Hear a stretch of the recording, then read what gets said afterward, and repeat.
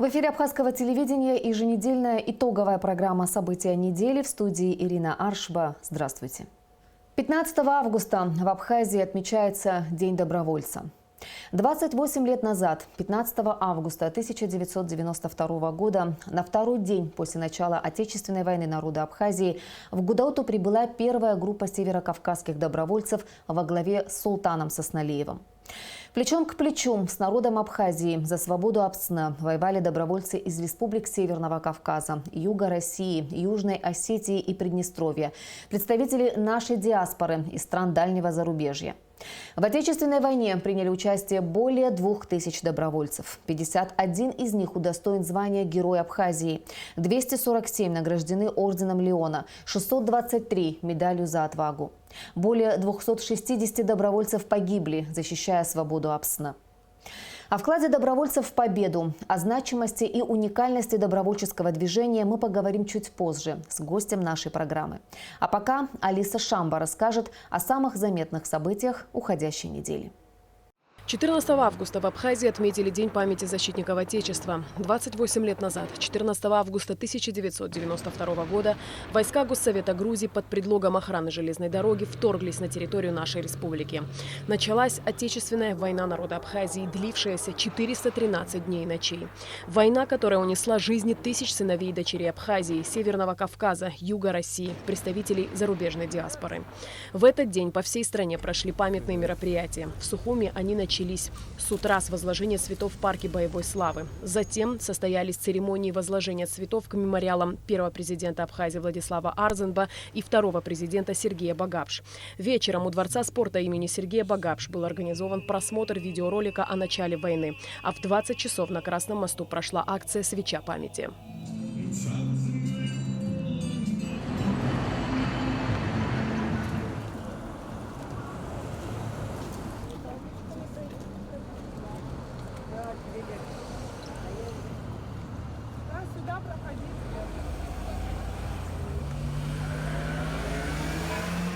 По приглашению министра обороны Российской Федерации Сергея Шойгу представители Министерства обороны Абхазии принимают участие в 6-х армейских международных играх «Армии-2020», которые пройдут с 23 августа по 5 сентября.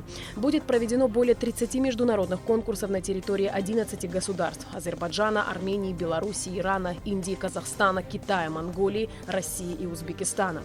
Министерство обороны России пригласило к участию в играх 90 стран, включая страны-участницы НАТО. Более 50 тематических площадок и выставочных зон, 45 зон для проведения мастер-классов, компьютерных игр, тренажерных комплексов, выставки по истории конкурсов армейских международных игр, тематические стенды стран-участниц, 20 образцов военной и специализированной военной техники и, конечно же, зрелищные конкурсы, соревнования в военном искусстве. Все это международные армейские игры. Абхазские военнослужащие примут участие в 5 конкурсах: танковый биатлон, мастер-оружейник, полевая кухня и аварийный район, а также представит страну в фестивале национальных культур «Дружба без границ». 11 августа в Сухуми в здании средней 4-й школы прошли вступительные экзамены в Белгородский государственный технологический университет.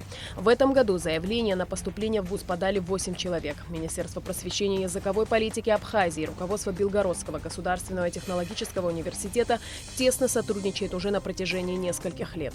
Абитуриенты из Абхазии поступают в БГТУ ежегодно. На данный момент в одном из ведущих высших учебных заведений России обучаются около 70 абхазских студентов.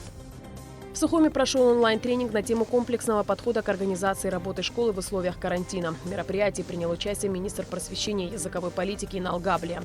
Организаторы тренинга Детский фонд ООН ЮНИСЕФ в Абхазии связались с экспертом из Эстонии Анной Голубевой, которая поделилась с абхазскими коллегами опытом в области дистанционного обучения. Такого рода тренинги проводятся, чтобы поддержать систему в условиях пандемии, а также найти способ продолжать образование в случае неблагоприятного развития ситуации с распространением коронавирусной инфекции. Полуфинал конкурса молодых управленцев гордости Абхазии состоялся 11-12 августа в Абхазском государственном университете. 50 участников полуфинала прошли универсальное тестирование и профильное собеседование у членов конкурсной комиссии. На основе второго рейтинга в финал прошли 25 участников. Финалисты войдут в состав кадрового резерва президента Республики Абхазия, который будет создан после окончания конкурса.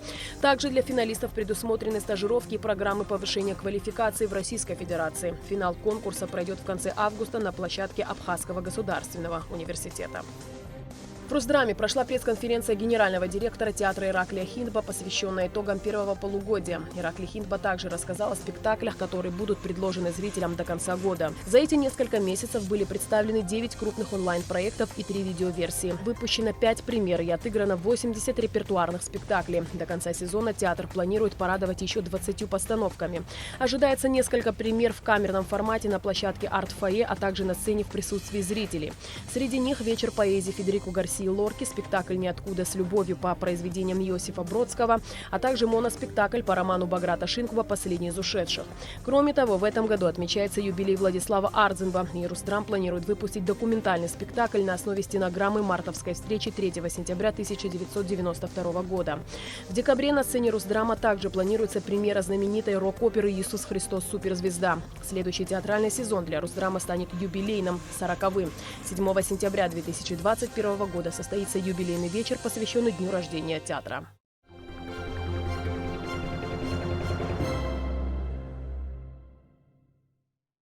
Церемония возложения цветов, посвященная Дню добровольца, уже по сложившейся традиции ежегодно проходит в городе-герое Гудаута.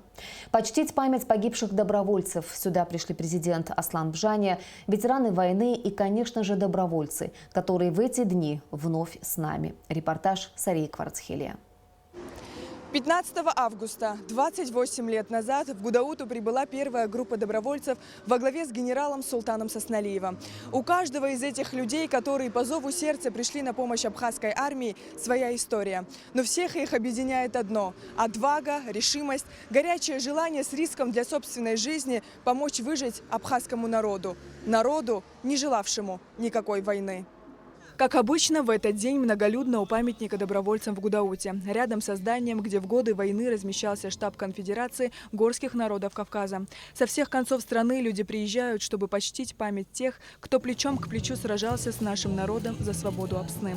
В церемонии возложения цветов приняла участие и правительственная делегация во главе с президентом Асланом Бжания.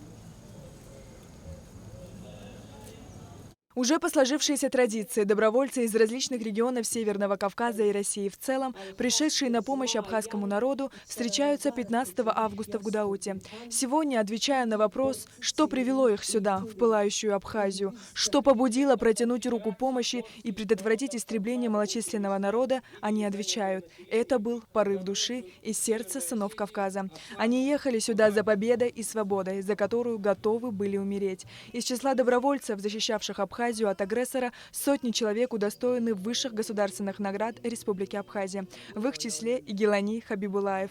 Он один из основателей общественной организации Союза абхазских добровольцев Чеченской Республики.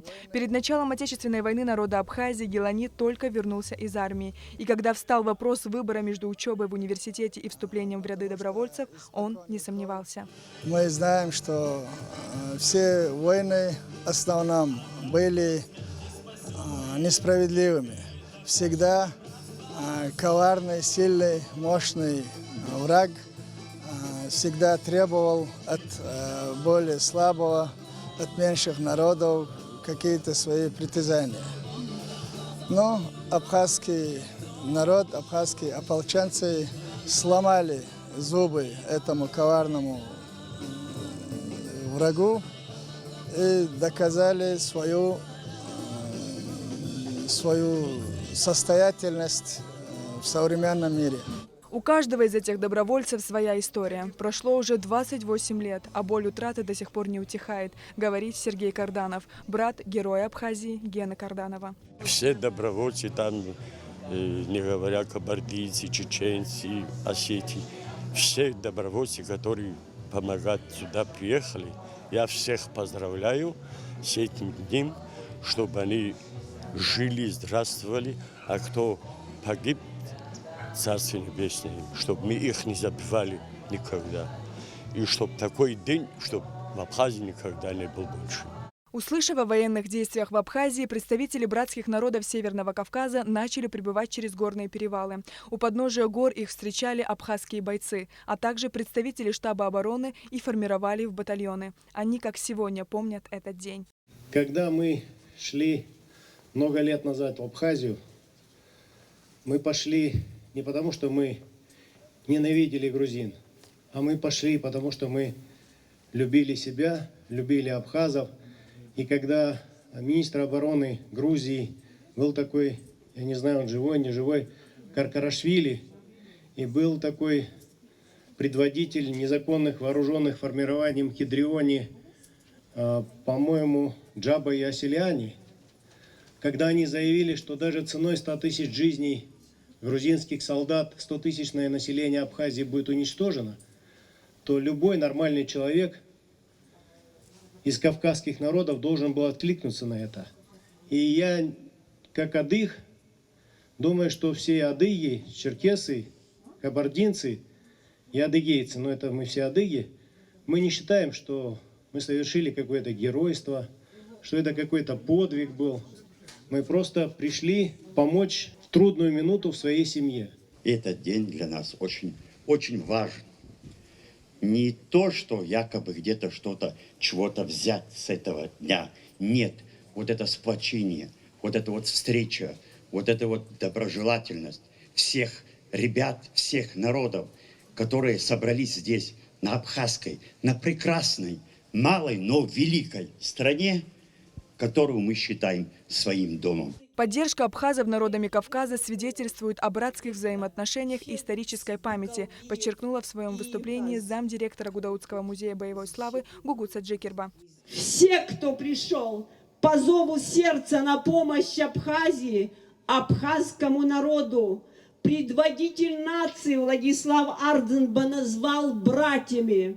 И вы, как полагается, настоящими братьями стали. Погибшим всем добровольцам, кто отдал жизнь за свободу и независимость Абхазии.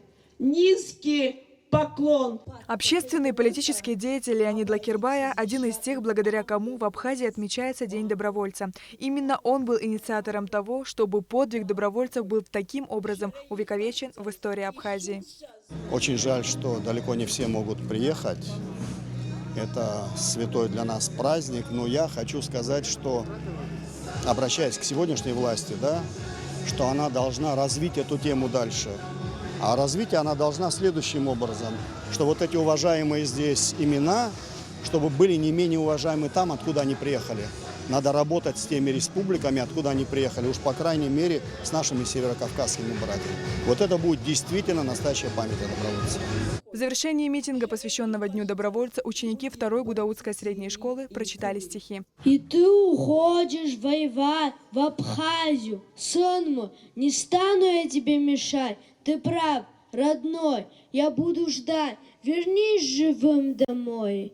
Как тяжко, трудно, да сказать. Ну ты иди, сын мой, в беде твой брат. Я просто очень буду ждать. Вернись живым домой. Во время Отечественной войны добровольцы очень часто поднимали боевой дух себе и своим товарищам перед наступлениями, исполняя искрометные кавказские танцы. И сегодня, точно так же, как 28 лет назад, они вновь танцуют для народа Абхазии.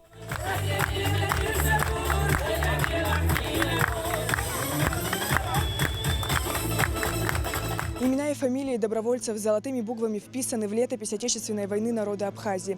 Память о тех, кто оказался рядом в трудную минуту, хранят и передают из поколения в поколение народы братских республик.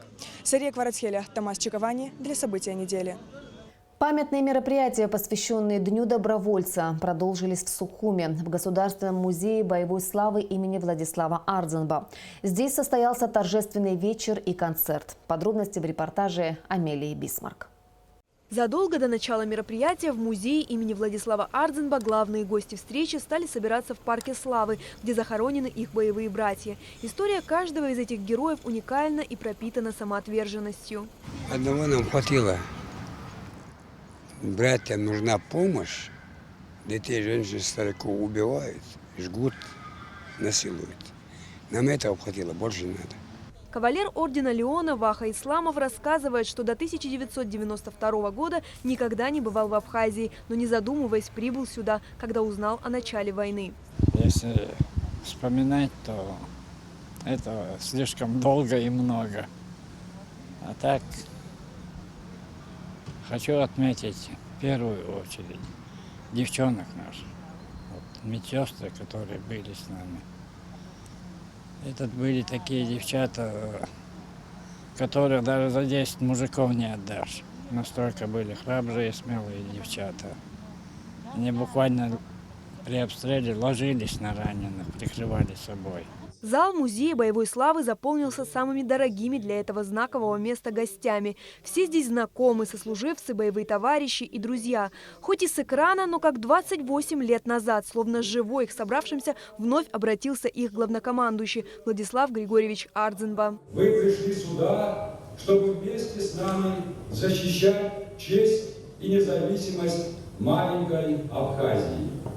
Вы пришли сюда потому, что в наших жилах течет одна кровь.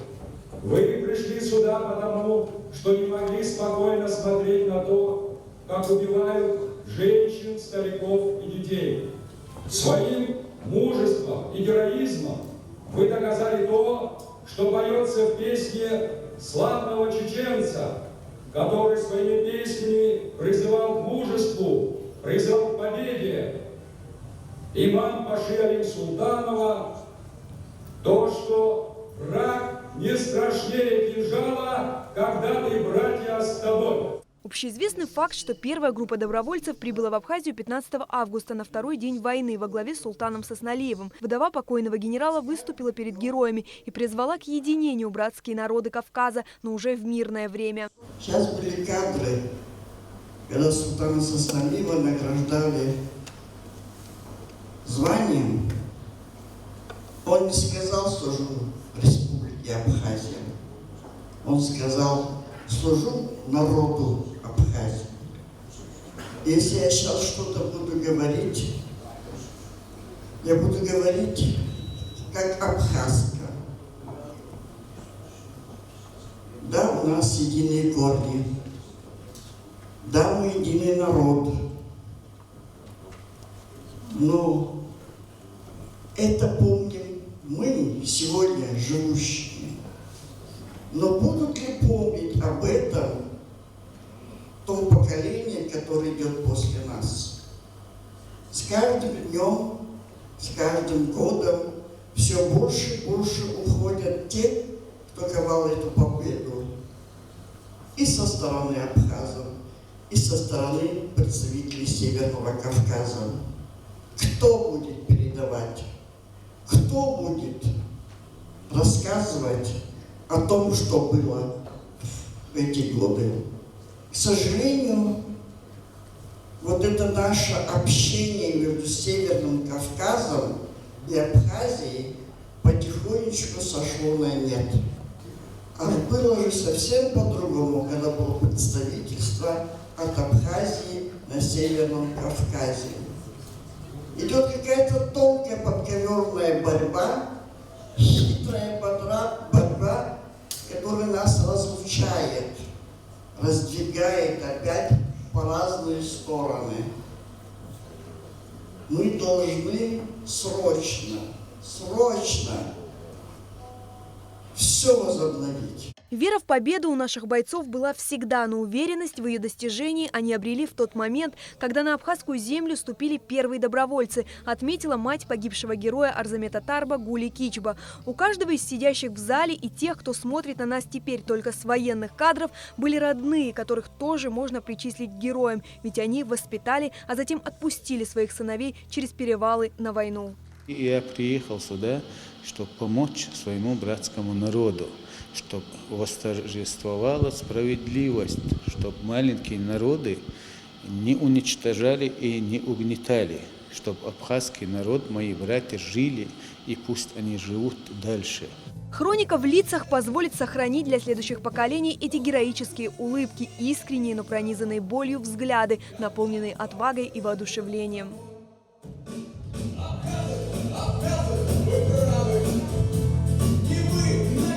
Амелия Бисмарк, Томас Чиковани для событий недели.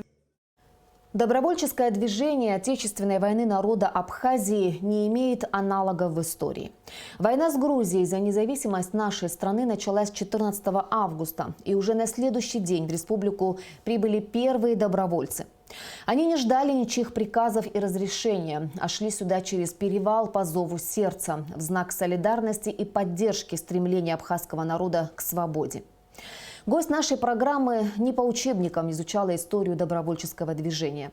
Во время Отечественной войны народа Абхазии она была военным журналистом, возглавляла пресс-службу Конфедерации горских народов Кавказа, делала очерки о добровольцах, в которых рассказывала о личных историях многих из них, о том, какая сила вела их в Абхазию и почему они были готовы умирать за нашу страну. Сегодня в событиях недели кандидат исторических наук, генеральный директор АГТРК Ирина Агарба.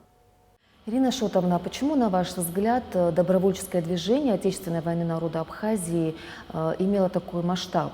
Ведь, как известно, в то время на территории стран постсоветского пространства было достаточно много конфликтов, но такой поддержки и такой помощи, как получила наша страна, никто не имел. Добровольческое движение – это феномен, который известен давно. Да? Мы прекрасно из литературы знаем, например, о русских добровольцах или русском добровольческом движении, которое зародилось в условиях, когда русским хотелось защитить своих славянских братьев на Балканах.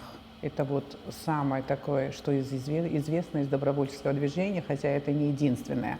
Вот что касается добровольчества, как раз-таки связанного с Северным Кавказом, для нас это очень важно, потому что массовая поддержка была именно из Северного Кавказа. Хотя, может быть, пока еще у нас нет серьезного исследования, которое определило бы, наверное, все предпосылки и факторы возникновения такого массового добровольческого движения. Но мы прекрасно понимаем, что переломные моменты нашего бытия, абхазо-адыгский мир, он консолидировался. Смею предположить, что до известных трагических событий XIX века, когда эта целостность была разрушена, мы часто объединялись и часто вместе обеспечивали свою безопасность. И несмотря на то, что эта целостность подверглась крушению в XIX веке, события 20-го столетия позволяют нам сказать о том, что осознание нашей общности, нашего братства, этнического родства, единства происхождения, оно продолжало существовать, скажем так, глубоко в подсознании, и на генном уровне оно не могло не сказаться. Я имею в виду эпоху, которая вызвала настоящее потрясение в 20 веке. И эпоха эта была связана с русскими революциями. Одна революция, вторая революция, крушение Российской империи. И в этих условиях зарождения Горской республики это было, скажем так, вот, выношено представителями наших народов как средство восстановления нашей целостности в определенной степени и как формат безопасного существования и выживания в условиях, которые были очень тяжелыми для всех. Просто надо было выживать. И поэтому Горская республика – это была ответом на события, на эпоху. И это была, наверное, в тех условиях единственная возможность быть вместе для того, чтобы защищаться вместе. Но мы знаем, что произошло с Горской республикой, мы знаем политику грузинской, скажем так, социал-демократии, которая в конечном итоге, используя высокое положение своего земляка Сталина, добилась того, что в условиях сталинского режима наш абхазо-адыгский этнический мир и вообще абхазо, скажем так, северокавказский мир, потому что наша целостность, она выходит за рамки абхазо-адыгского этнического мира, нахские народы, которые также являются нашими братьями, в самых тяжелых ситуациях, как я сказала, в переломные моменты нашего бытия, они были вместе с нами, то есть мы были вместе. Вот. И было сделано все для того, чтобы не допустить, понимая опыт Горской республики или учитывая опыт Горской республики, не допустить дальнейшего усиления таких внутренних политических и духовных скрепов наших народов. Возможно, что новая большевистская власть это воспринимала как определенную угрозу своей идеологии, своим интересам. Так получилось, что в условиях тоталитарного режима, не имея возможности общаться, контактировать и как бы вместе развиваться, наша вот внутренняя такая связь, она все равно продолжала существовать, как я понимаю, в таком дремлющем состоянии. Но кавказские народы, а мы есть настоящие истинные кавказцы, ну, под Кавказом я прежде всего имею в виду абхазов, адыгов и нахо-дагестанские народы, они всегда чувствуют опасность, чувствуют главные угрозы, и поэтому они как будто хорошо понимают некий афоризм, а может это цитата чья-то, я не помню, «Спящий народ просыпается рабом». Да? И в условиях, когда в конце 20-го столетия, но я имею в виду вот конец 80-х годов, начинается опять эпоха великих потрясений, опять же, среди национальных элит наших народов нашлись люди, лидеры, которые поняли, что в этих условиях нам вновь надо объединяться, консолидироваться, и таким образом на этом фоне рождается Ассамблея горских народов Кавказа, которая позже стала называться Конфедерацией народов Кавказа. И это происходило как бы очень форсированно, очень быстро. Похоже, что было осознание того, что ситуация будет развиваться только в негативном ключе. И буквально за 2-3 года было сделано так много, что когда началась агрессия Грузии, началась в Абхазии война, Конфедерация народов Кавказа, могу сказать, что она выдержала это очень важное испытание. И, конечно, символом существования этой конфедерации, ее роли является добровольческое движение. Во время войны вы были журналистом, руководили пресс-службой штаба Конфедерации горских народов Кавказа, который на тот момент находился в Гудауте, и куда прибывали первые добровольцы. Расскажите о своих впечатлениях. Вот какой она запомнилась вам, вот эта первая встреча с ними? Я запомнила не фамилии, но лица первых чеченских добровольцев, которых я должна была как бы сопровождать из одного здания в другое административное здание. Но помню свои внутренние эмоции, потому что мне казалось, что нас победить, наверное, невозможно, раз уже рядом с нами находятся такие люди. Я помню один из тех ребят, первых чеченских добровольцев, его звали Адам, фамилию, правда, не помню. Он потом был ранен и потерял один глаз в Абхазии. И всю войну как-то я помню этого очень скромного, молчаливого парня, который делал свое дело, но похоже, что даже не сохранилось его интервью. И вот таких ребят, которые всегда проходили мимо камеры и микрофона, конечно, было очень много.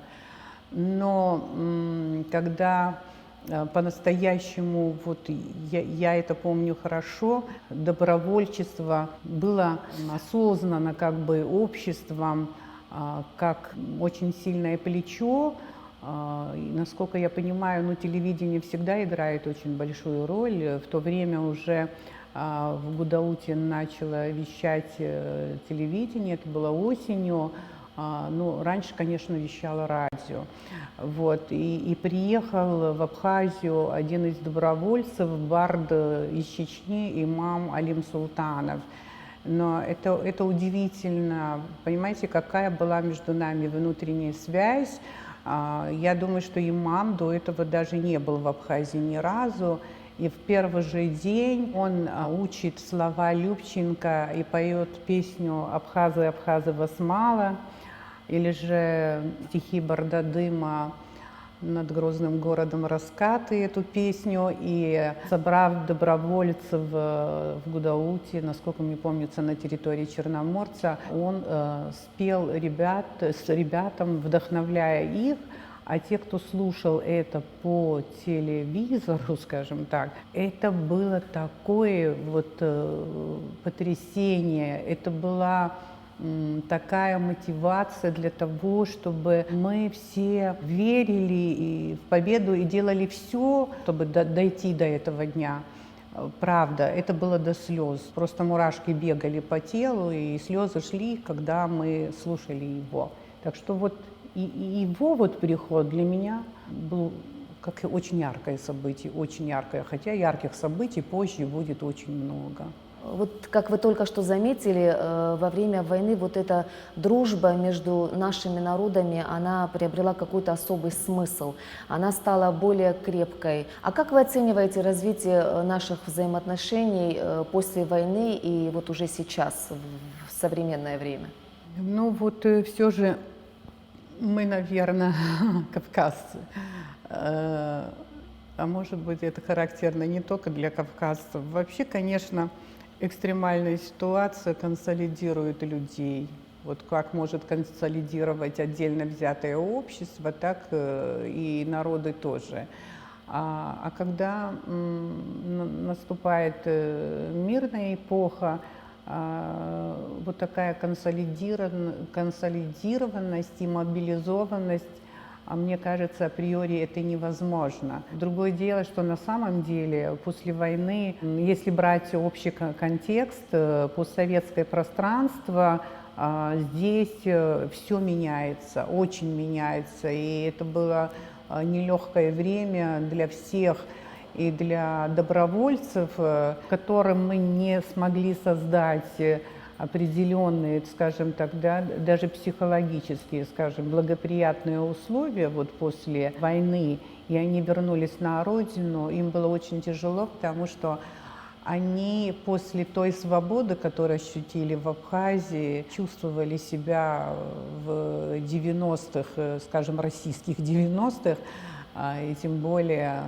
северокавказский контекст, он всегда отличается, очень неуютно, они абсолютно не вписывались, и поэтому судьбы этих ребят, они непростые, они тяжелые, и очень многие люди рано ушли из жизни. Что касается нашего взаимодействия, сейчас мне кажется, что речь не должна идти вот в таких условиях о каком-то мобилизованном таком единстве, речь должна идти о новом уровне взаимоотношений и взаимодействия. Тогда я думаю, что, кстати, недавно в интервью Леонид Иванович Лакербаев сказал очень важные слова, высоко оценивая роль нашей молодежи, которая абсолютно не была подготовлена к войне, но когда началась война, она почему-то сразу поняла, как ей надо себя вести, и он говорил, что пока мы мыслили, он имел в виду политиков и вообще взрослое поколение, ребята уже делали свое дело.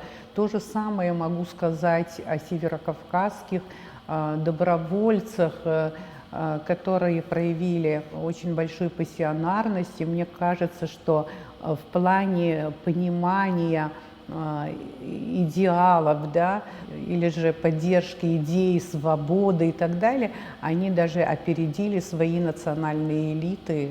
Как бы не обидно было им это услышать от меня, они были впереди.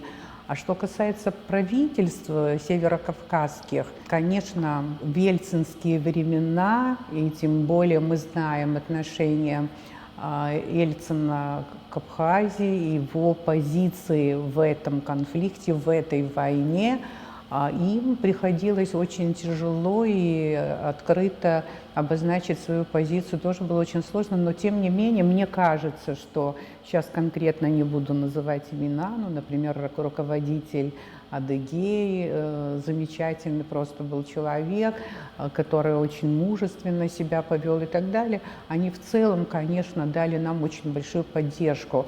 Сначала молодежь, то есть добровольцы, показали пример, а дальше, кстати, массовая большая такая поддержка абхазов я видела прежде всего в Кабардино-Балкарии, среди кабардинцев, которые и телемарафоны проводили, всячески помогали нам.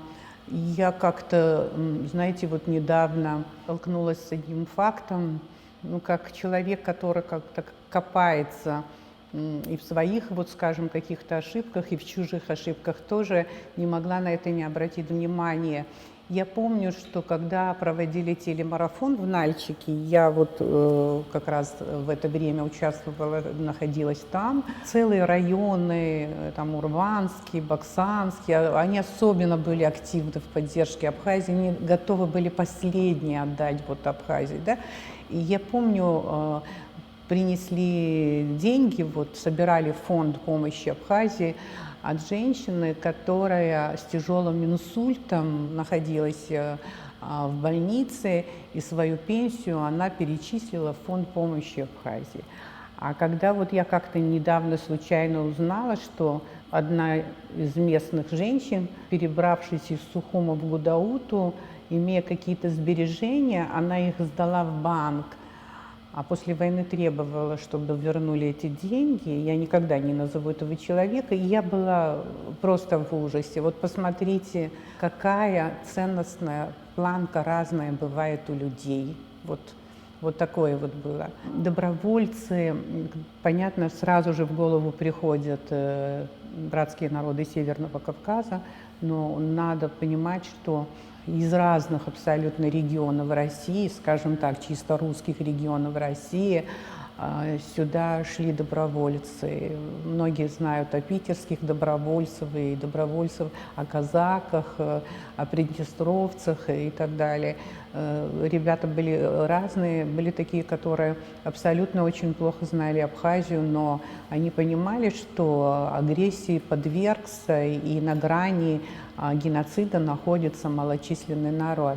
Но были среди них, конечно, интеллектуалы, которые до того уже знали Абхазию, и их ничего не могло остановить. Эти интеллектуалы, многие, к сожалению, потом отдали жизнь за Абхазию. Повторись трагедия 92-93-го, несмотря на то, что сегодня добровольчество тоже живет в противоречиях, к великому сожалению, оно тоже расколото, несмотря на наши ошибки, недоработанность в этом направлении и так далее.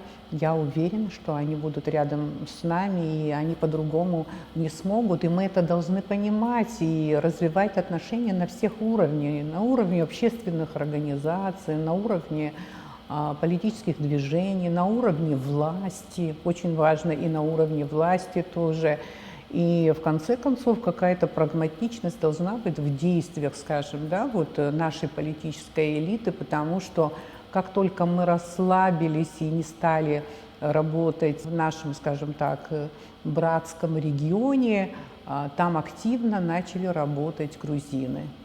И идеологическое воздействие Грузии, скажем, сегодня на Северный Кавказ очень значимо и опасно для нас. Спасибо вам за то, что вы нашли время и ответили на наши вопросы. Вам спасибо. Многие добровольцы, как уже было сказано выше, приезжают 15 августа в Абхазию, чтобы вместе с нами принять участие в торжественных мероприятиях, которые проходят в республике в этот день. Однако некоторые из них по состоянию здоровья или по другим причинам не смогли приехать.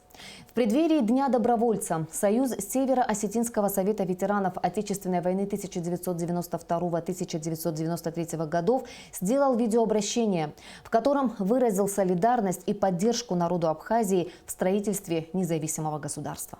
Сегодня мы, добровольцы Осетии, вместе с братским народом Абхазии, преклоняем свои головы перед памятью тех, кто 28 лет назад встал на защиту Апсны и отдал свои жизни за ее свободу и независимость под руководством великого Владислава Ардзинба. Свободолюбивый народ Абхазии при поддержке добровольцев Северного Кавказа и Юга России и казачества, сражаясь с грузинскими агрессорами в течение 413 дней и ночей, и победил в этой войне, которая стала для народа Абхазии Отечественной войной. Сегодня, вспоминая погибших, мы должны помнить, что война еще не окончена, пока Грузия не признает независимость Абхазии. Еще очень много вызовов придется преодолеть нам вместе, чтобы отвести угрозу войны навсегда. И в этом отношении большие надежды мы возлагаем на молодое поколение, уверенно вступающее в наши ряды, которое полно решимости продолжить дело своих отцов. Мы уверены, что в вопросах независимости абхазский народ будет всегда сплочен и крепок, как гранит. Добровольцы-осетины никогда не оставят вас один на один с нашим общим врагом Грузией, которая не подписывает мирного договора и не скрывает своих реваншистских намерений. Наша сила в единстве, вечной памяти слава славным сынам и дочерям Апсны, всем добровольцам, погибших, защищая Абхазию. Добрый день, братья и сестры народа Абхазии в общем. Поздравляю вас с наступающим праздником Дня добровольца. Желаю вам мира, процветания республики и всего хорошего. От имени добровольцев, казаков, которые принимали участие в Отечественной войне Абхазии, пожелать абхазскому народу и всем добровольцам мирного неба, хорошей жизни. И дай Бог, чтобы те деяния и те все мысли, которые они имели, пришли туда на защиту народа, братского народа Абхазии, чтобы больше там никогда не было войны, чтобы народ Абхазии жил мирно, дружно, как по-астински говорят, «Каразим баргай, карази уаржгай, куцарой, утыхихса ужагат».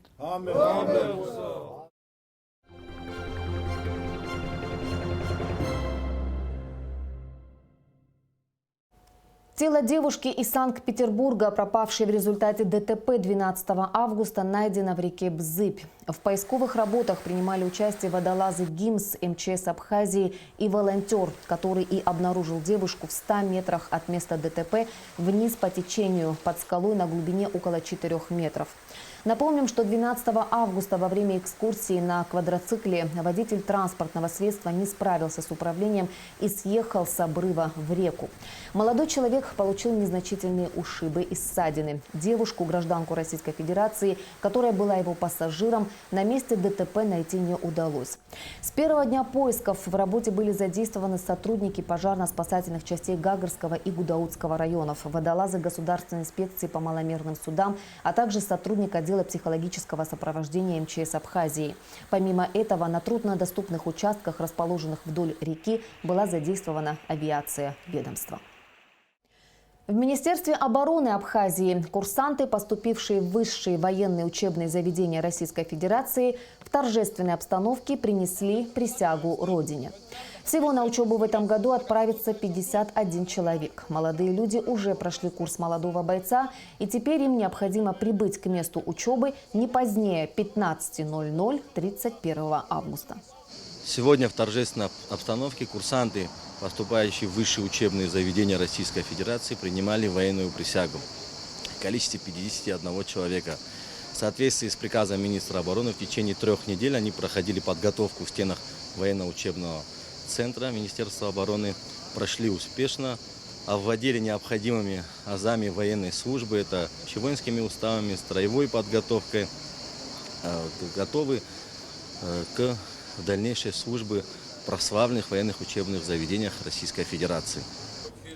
Затем в зале заседания оборонного ведомства состоялась встреча министра обороны Владимира Ануа с курсантами и их родителями. В своем напутственном слове Владимир Ануа пожелал первокурсникам успехов в учебе, а также отметил, что министерство постоянно поддерживает связь с военно-учебными заведениями, в которых проходят обучение абхазские военнослужащие, и помогает в решении проблем, возникающих у них, в то же время министр предупредил курсантов о том, что решением национального командования нарушители воинской дисциплины и правопорядка и рекомендованные российскими учебными заведениями к отчислению по неуспеваемости студенты будут отчислены и отозваны в Абхазию для дальнейшего прохождения военной службы в частях и подразделениях Минобороны. Вы представляете нашу армию, представляете наш народ, наше государство, нашу страну. Где бы вы ни находились, вы должны помнить в первую очередь именно кого вы оставили за спиной. Это что ваши родители, ваш народ, ваша земля, ваша независимость. Чтобы его заполучить, тысячами голову сложили и в военный период, и после военный период. Поэтому вы, молодые люди, растущие, ваши старшие, все делали, чтобы именно у вас был мир, значит, хорошая молодость, и чтобы вы жили и росли в безопасной земле. 15 августа свой первый рейс совершил туристический ретро-поезд Туапсе-Гагра. На станции в торжественной обстановке состав встречали министр туризма Теймураз Хишба, замминистра экономики Теймураз Миквабия и глава администрации Гагрского района Юрий Хагуш. Кроме того, здесь, на перроне, для первых пассажиров поезда был организован небольшой концерт. Ретро-поезд должен был начать ходить с 1 мая, однако из-за карантина запуск маршрута пришлось отложить. Общая вместимость состава 390 человек. Поезд будет курсировать ежедневно, кроме вторника. Это очень удобно для туристов, которые приезжают на один день. Они могут посмотреть туристические объекты Абхазии, вернуться и уехать на поезд. Это повышает качество обслуживания, это помогает людям быстрее добраться. И вообще, мне кажется, железная дорога – это такой символ, туристический символ, потому что людям очень интересно прибыть сюда на таком поезде, посмотреть, что происходит здесь, и вернуться обратно. В будущем, возможно, этот поезд будет иметь более дальнее действие до нашей столицы, города Сухум. Такими были события уходящей недели. Какими они будут, мы обязательно расскажем в следующей программе. Всего доброго!